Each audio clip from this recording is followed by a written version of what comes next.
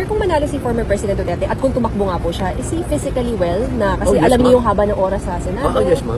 Opo. At nangangarap pa ako na siya ang magiging Senate President. Dating Pangulong Duterte, posible nga bang tumakbo bilang senador at magiging Senate President? Nako po, Senador Ruben Padilla, marami namang magagalit sa iyo niyan. Nagsalita ka na naman ng ganyan. Lalo na yung mga anti-Duterte niyan. Buhay na naman yung mga yan. Lalo na yung mga trolls. Magsipag-komenta na naman sila gamit yung libo-libo nilang account. Nako. Sa tingin nyo, kaya ba ni Tatay Digong na magiging senador? Ako siyempre maraming gusto. Kasi dalawa lang yan. Pwede siyang maging tumakbong congressman or senador. Pero pinaka-the best, senador. No? Congressman naman, ay, kaya na yan. Meron ng mga pwedeng mawala dyan. Maraming hindi mananalo dyan sa kanila ngayon. Lalo na yung galit na galit ka Tatay Digong na tumakbong senador, si Franz Castro. Malabo yon sa sabaw ng pusit. Ito nga lang, mukhang nag-trigger na naman itong mga anti-Duterte dyan sa sinabi ni Senador Robin Padilla na pwedeng maging Senate President si Tatay Digong. Nako, daming bumanat na naman kay Robin Padilla. Kung ano na naman yung sinasabi kay Robin Padilla. Kung ano na naman yung paninira na sinasabi kay Robin Padilla.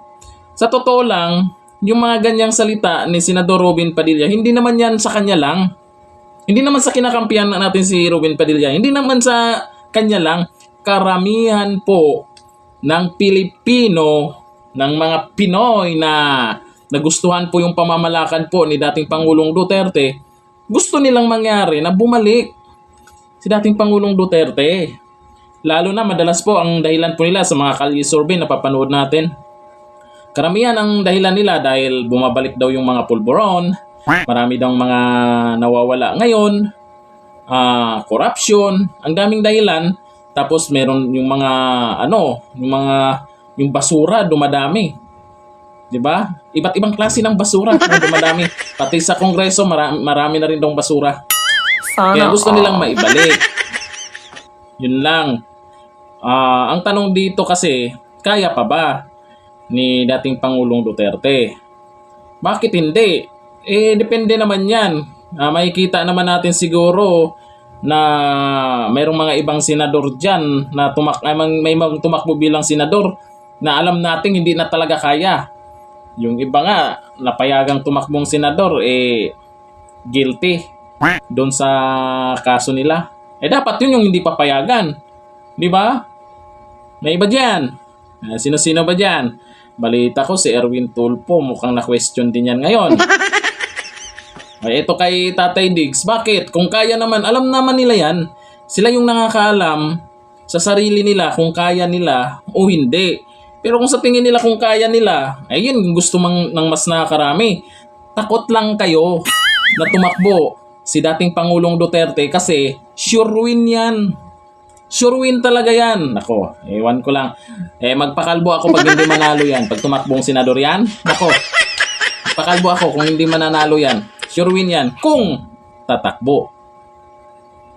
Nako, kung siguro matagal-tagal pa yung filing of COC, mabahaba pa yung araw, kung maraming mananawagan na naman, baka mapapapayag si Tatay Diggs. Kung kagaya noon na maraming nangungulit, nananawagan, baka pwede. Oo, baka pwedeng tumakbo ulit yan. Kasi ngayon, nagsimula na nga naman yan ngayon, meron na namang nagsasalita. Sa sunod na araw, meron na namang magsalita na bumalik. Nako, Vice President BP Sara Duterte. Tapos, si Baste Duterte, di natin alam kung anong maging desisyon nun. Senador. Tapos, nako, kabahan talaga sila. Tapos sila Bato de la Rosa, baka manalo pa ulit yan. Nako, talaga. Marami na namang sasabihin niyang mga yan. Puro personal na naman yung banat nila dyan. Pero yung pangungurakot ng mga crooks ay hindi nyo sinisilip. Number 1 na problema ng Pilipinas yan. Yung pangungurakot ng mga crooks. Dumadami yung mga crooks. Pabor ba kayo na tumakbo si dating Pangulong Duterte at magiging Senate President? Masakit sa tainga sa mga anti-Duterte yan. Senate President Rodrigo Roa Duterte. May mag-iiyakan na naman yan. Pansinin nyo sa comment section.